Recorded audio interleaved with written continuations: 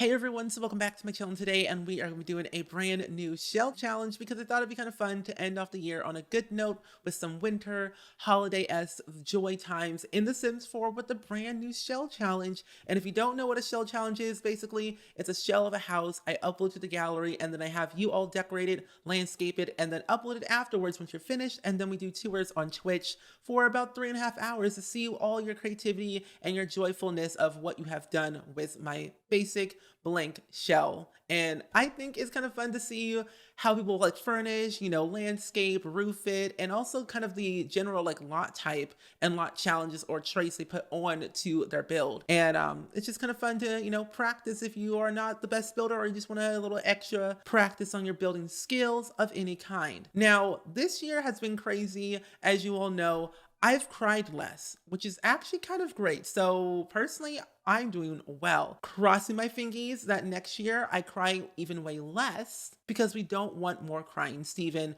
on the internet. That's not what we need. But besides that, let's go ahead and hop into today's shell challenge. So I made this shell on stream a couple weeks ago on Twitch, and if you want to check out my Twitch channel, I'll link it down below along with the VOD in case you want to see how I actually built it from start to finish, because personally, I think you all would love to see how I roof, landscape, and also furnish a house in The Sims 4, because you always ask to see me do build tutorials, and I might just do some more next year. But if you want to know the rules for the shell, I will link them down below in the description. But the basic rule is don't mess with my exterior walls, and that truly entails of don't move my walls back or forth. That's changing everything. Don't delete my walls, because if you don't like this bump out, you want to put it back, don't do that. Please don't. You can change the wall's height if you would like to any height you want.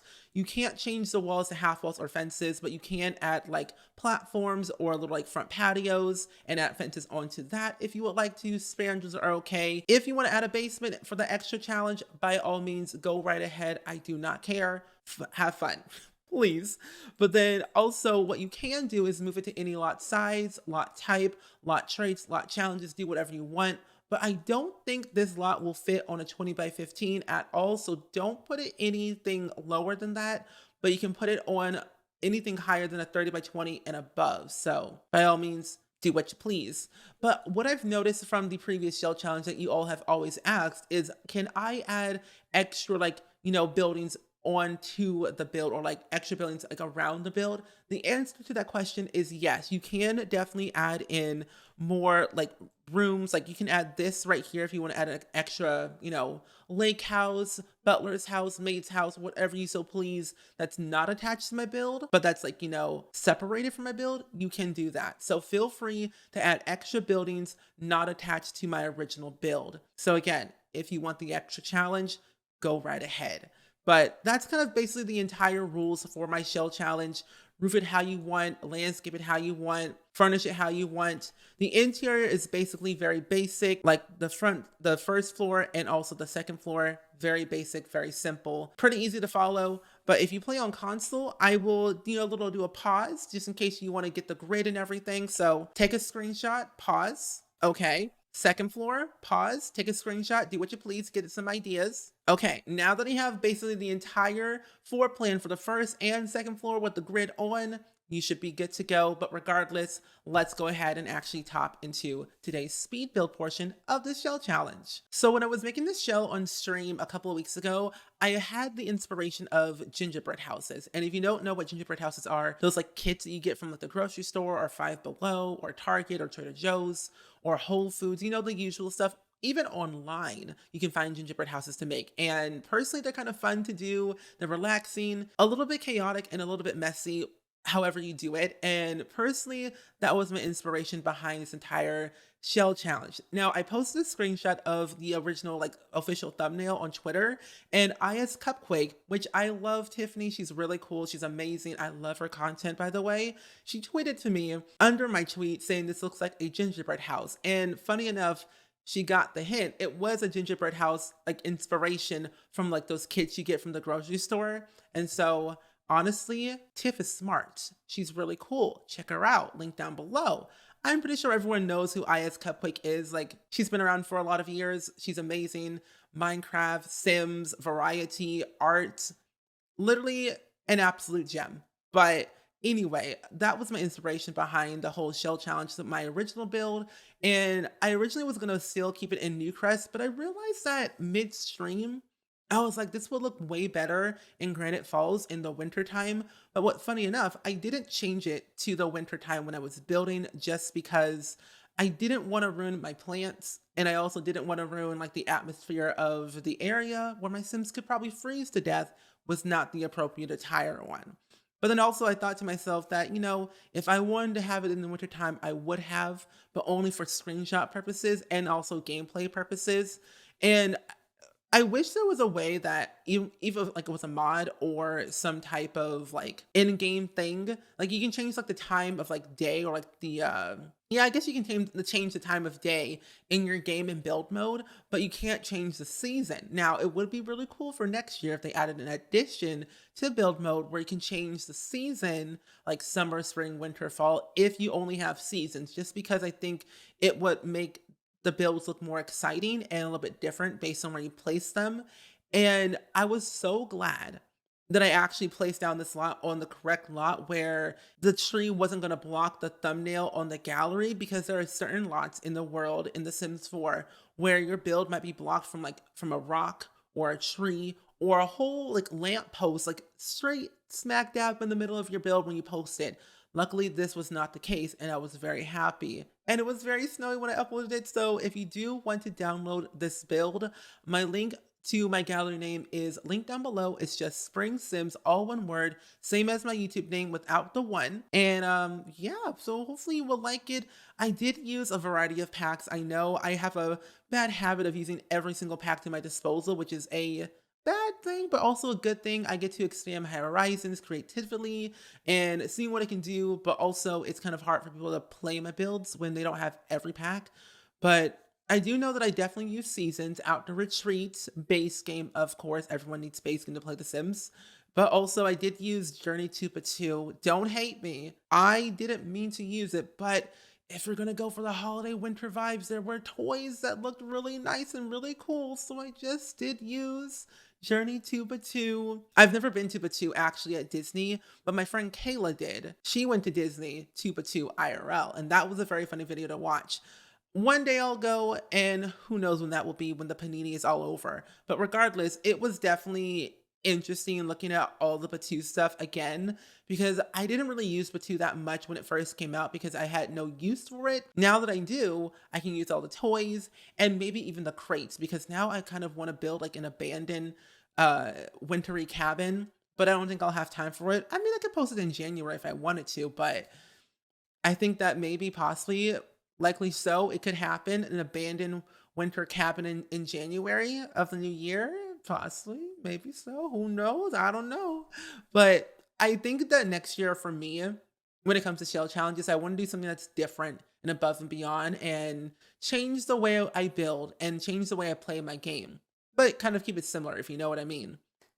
Just because I think that with me and this channel, I've been going through ways of like figuring out what kind of content I want to post and kind of content I want to record that day, and also when to post it too. So definitely YouTube and me had a rocky relationship this year. Next year, I'll be 26 in February, and I definitely want to definitely do some new things for myself personally and professionally and achieve my goals the best way possible that I can. Now, if you're watching this video at this timestamp already, I applaud you. But also, let me know in the comments below, what are some cool things that you all have done this year that you are really proud of, but also what do you want to achieve next year? Because next year is a new year, new beginning, new you. And I think that setting goals for yourself, like short-term goals, are more easier to achieve than long-term goals, because long-term goals take a very long time to achieve, sometimes depending on your timeline and what you've already done in the previous year to kind of lead up to that long-term goal.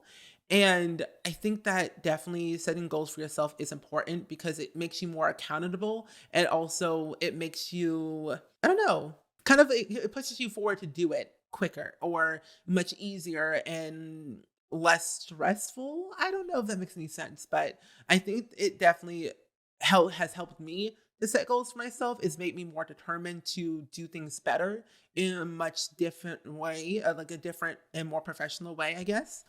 And my next year goal is talk slower or talk less annoying. One of the two. I don't know. We'll have to see. But I think that with YouTube and Sims, there's going to be new things happening because we're getting new updates. We're getting a pronoun progress report from The Sims at some point next year in January, which is so crazy to me that we're getting pronouns. Like, it's a really cool thing, but I didn't think they were, really working on it that fast, and we're already getting a progress update on what they've done so far. So there's like some high hopes for The Sims next year. I don't know what it'll be, but who really knows what it could be? At the end of the day, we only can hope it will be actually good to use more than once. I want to do definitely some more videos where they're very experimental, where I'll do like those one-off videos of like a speed build, of course, but like I've always thought of doing like videos where I'll play like the 100 baby challenge in like a span of 24 hours, or one of those like wacky video ideas that I've always thought of doing, but never really could do because my brain could not handle the capacity of that. But it's okay. We all get through it day by day, and that's all that really matters. Now, when I was building the interior for this house, I didn't technically have a general idea because the way that I build is very sporadic and very chaotic and all over the place, which is you all can kind of see if you watch my streams and even my videos too. Well, my videos are all like edited, so I make it seem less chaotic than it already is, but on stream it's all over the place. And I realized that with my builds, I try to avoid the interior as much as possible because the interior is where I spend the longest time on, and I get very indecisive of what I want to place in the build. And I was like, we spent like 3 hours, 3.5 hours on stream one time trying to do the exterior, like building the shell, doing the roofing, landscaping it, scrolling through the debug catalog for like stuff for the exterior, for the front and backyard. And we slowly got to the interior. I added the flooring, my fancy flooring that I always do with Control F to get the triangular, bit of the flooring if you need to know. Now you know. But I think that it's definitely interesting to see something come together from where it started to where it ends. And I've been down this road before where when I first started YouTube of making like videos, I never really knew what to expect, and I never really knew how to really do things on my own, which I've always been a person who never likes to ask for help. As a Pisces, I'm very closed off, overly emotional, and just like not willing to ask for help until the very last second, or when I just feel like I can't do it anymore. Like I'll try and try and try until I ultimately fail and then ask for help. I am that type of person. And so being a Pisces is a blessing and a curse. More of a curse for me because I cry too much. But regardless, I think that with my builds, I think I try to think outside the box when it comes to like landscaping and debug. Like I always tell you, debug is your best friend. You can use debug to your fullest extent. Everything that your Sims use are in debug. Cars that drive on the road in the background are in debug. If your Sims are unclogging a toilet, the plunger's in debug. The toilet paper in the game is 50 simoleons, by the way. I've later on now realized it's actually just a holder, not the paper. Now that I know, I know. But still, 50 simoleons for a holder, that's ridiculous. It must be made of gold, which it kind of is, and silver, but that's beside the point. It's too dang expensive. Fix it. But I think that with me being a Pisces, and I think when I took a personality test, I was a type 3 and a type 5. I don't remember what type I was, but I'll put it on screen if I can at this timestamp to tell you like what my type is because I forget when I did that quiz. It's been like a year or two since I've done that Enneagram test. And I found about Enneagram tests about from Pretty Basic, Alicia Marie and Remy Cruz's podcast. That's how I found out about Enneagrams. I never thought taking a personality test would make so much more sense to me of why the way I am. And it makes so perfect sense that I am a type blankety blank. So here we are today, 2021, struggling still, but still thriving, which is great. Now, I never really know how to describe things when it comes to my build style. I only know one type, and that is suburban. I only know how to build suburban houses, but I've learned to build others. Traditional, modern, mid-century modern. I think that the two types that I know how to build the most is suburban and mid-century modern because I built them the most. And now I haven't built a mid-century modern home in quite some time. And I want to build the Brady Bunch house in The Sims 4 or The Sims, well, maybe The Sims 3.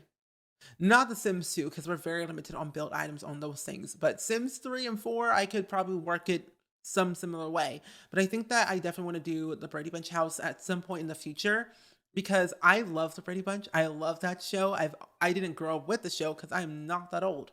But I love the show. I love the architecture of their home, the interior, the way it's different each season or every so often. Those reunion videos. The Brady Bunch was like the white picket fence, happy go lucky suburban family that you always wanted to be and, be like growing up back in like the 70s, 60s. I forget what year it came out, but people wanted to be like them back in the day when it all was grayscale and then it turned to color. And I think that with the architecture nowadays, it's so sporadic and so different that we never really know what type of architecture there is nowadays. It depends on what you're looking at. For me, I look at a lot of things on Zillow, and I look at a lot of suburban houses and contemporary and traditional homes. And I've always lived in a suburban like subdivision area, grown up all my entire life for the past 25 years. And so I don't know anything different. And I think it kind of like transitioned into my Sims playthrough of like where I live is what I build the most. And I never thought of like, I never thought like that before. Where I live is what I build the most. And so if you live in like a very modern-esque area, do you always build modern homes? If you live in suburban area, do you only build suburban homes? Like let me know. I think that it's like interesting because the way our brain works is in a very interesting and weird way, at least for my brain. It goes from one thing to another thing to another thing to another thing where I'll talk for one sentence and then talk about a whole different topic from a whole other like conversation I had like 2 years ago. It's a weird thing. I know. But on stream is like for me, when I stream for 3 hours on Twitch, there's so many conversations going on at one point, and I realize, at least for me, I've realized, and probably think everybody else on Twitch knows at this point for my streams, that I tend to go on tangents, mainly about The Sims. More so about Eliza Pancakes and how she mistreats Bob a lot and how she doesn't really love him, only really loves him for like his money, his job, and his house that he has right now. And she controls everything, which is not so great. And Bob feels very unhappy and unsafe. But now they have a child in the household.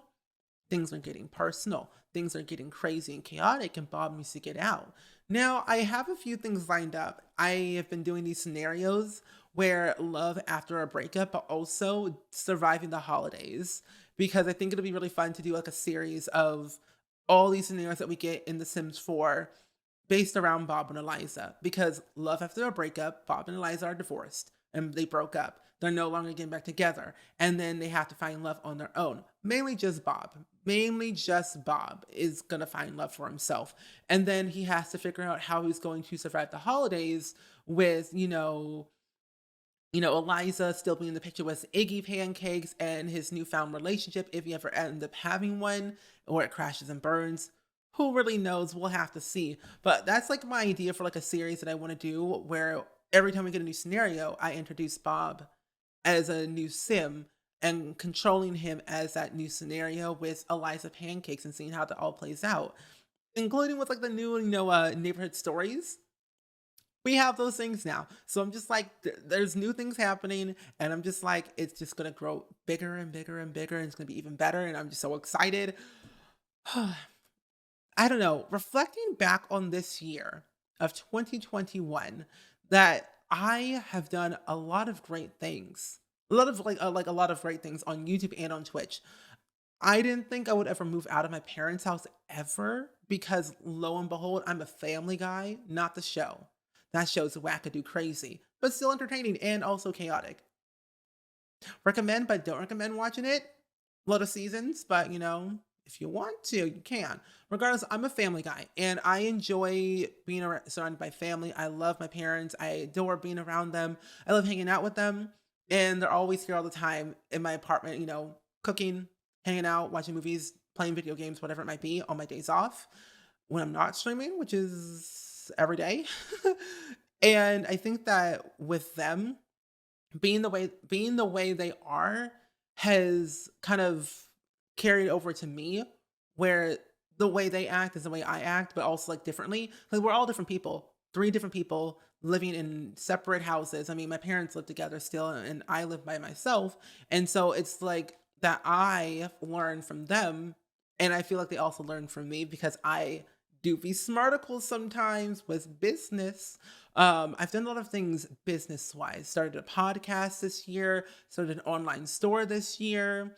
I've done a lot more streaming on Twitch this year. Like I also did I get part I've also been partnered for a whole year, which is that's so weird. I've been partnered on Twitch for a full year since June. No, July. I've been partnered for a full year since July, and that's so wild. And my partner twin, Rochella, who's also a YouTuber, by the way, she's a good friend of mine. She loves purple and also yellow. I just love the color yellow, and that's you all need to know. But my friend Rochella, we both got partnered on the exact same day, and it's so wild. Like I got the email, I screamed bloody murder. I was screaming, crying, and throwing up, figuratively. More so screaming and crying, but not throwing up, if you know what I mean. And I posted a picture on Twitter about my acceptance application for, being partnered on Twitch. And then lo and behold, next few minutes later, my friend Rochelle got partnered too. And was like, wait, what? What's happening? What's happening? So it's so weird and so surreal. And now we share like an anniversary together for Twitch. So that's the tea. And that's my life. That's all you need to know. That's my basic update of everything about what's been going on in my life. Oh, also recently, I've been sponsored by AT&T, which is so wild. I did not think this child here, I'm the child, will get sponsored by AT&T, which is like a major big brand. And I'm like what? This is all on Twitch, by the way. And I'm just like thinking to myself, how in the world did AT&T pick me to be like, why? First of all, like why? But also thank you. Hello, I love you. I love AT&T. So I've always had their stuff my entire life. So I've never changed. And so it's really, really cool that they now want to work with me for 3 months, which is so fun. But regardless, that's my major update for the rest of my life, for the rest of this year, my year in review, kind of. Cried less than last year. Let's make that a little, reduce that crying sessions next year as well. Every year, I always tell myself, cry less. Does it happen? No. But this year, actually, I cried less. Next year, I'm hoping that I cry less and don't have like stress cries anymore. I probably will have more stress cries, but you can't control the emotions of your brain or your heart or your soul. You just gotta let it go. Like Elsa, she did. She let it go, and look where she is now, thriving in her own castle without Anna. What can you do? You can't choose your family. No, well, actually, you can, but you can't. I don't know. Anyway, anyway, besides all that stuff, my tangents are out of control. But this year has been crazy. It's been fun. It's been real, and it's been kind of experimental and fun to do. And that is why I made a gingerbread house in The Sims 4, to be experimental, excited, and kind of wrap all of my emotions into one little home where it's Christmas related in the winter time. It's family orientated because it's a 3-bedroom, 2-bathroom cabin. Should have said that in the very beginning, but didn't. But it's a 3-bedroom, 2-bathroom, wintry cabin family home in Granite Falls. I believe I'm gonna keep this as a residential home because I think it'll be more appropriate than rather changing it to a rental, because rental equals limitations, and you're gonna do certain things at a rental to it. So I just kept it as a residential lot. It costs around, I think, $1,011 per day, or 1,011 simoleons per day for your Sims to stay here. So if you stay here for like 3 days, you're forking out like nearly 4,000 simoleons for like 3 days. So you gotta, work up the simoleons, sell some paintings on Flopsy, the usual stuff. Flopsy is actually good for making money at certain skills. And I think it's definitely worth it for trying out, you know, new and found ways that you probably haven't done before. So that's like my little pro tip. Always use Flopsy if you want to stay at this house. And I want to experiment in doing like some type of starter cabin, like not cabin in the woods style cabin in the woods, but like a starter cabin where you have a sim who used to live in a certain area. Let's go with Newcrest. And then later on decided that they wanted to buy some property in a certain area, Granite Falls. And wanted to start their own business of making homes for a living, building homes from scratch and selling it for profit, like a real estate agent or some type of like, constructor, contractor type of construction worker. Basically, they make homes, they sell homes, they make a profit. And it kind of coincides with the career that your teenagers get. It's the hard labor career, like the labor career as a teenager, a part-time job.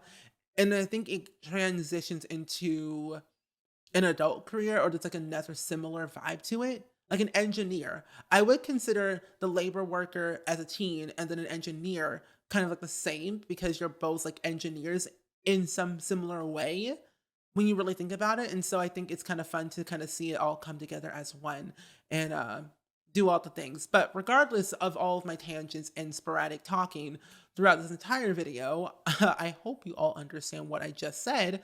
I think it is time to definitely hop into the real-time tour and see what this house looks like in all its entirety, especially maybe in the winter time. As you can see, yes, basically it is a gingerbread house, but it's my gingerbread house in The Sims. And personally, I kind of like it. I like the atmosphere. I love the snowy effect from Seasons. I love my landscaping in the snow. The brown and white, wallpaper. I think it's from Seasons. I do not remember it to the top of my head. I did actually add in some lovely effects, I believe, that should appear in the game, which I'm not entirely sure it will. Maybe at nighttime. I placed down some fireflies for that nice cozy, comfy effect, but eventually it'll appear, but just don't know when. However, I really like it. It just looks so cool. It looks like it has a face, like two eyes. Like the mouth is right here, maybe like the nose is here too. I don't know, it's like a weird shaped home, but it's my weird shaped home that's all Christmasified. We have the entryway where you take off all your shoes, put up your lovely decorations, read a book or two, more so books over here. You can wash your laundry right here. And then I was still deciding on what I was going to do with this general area.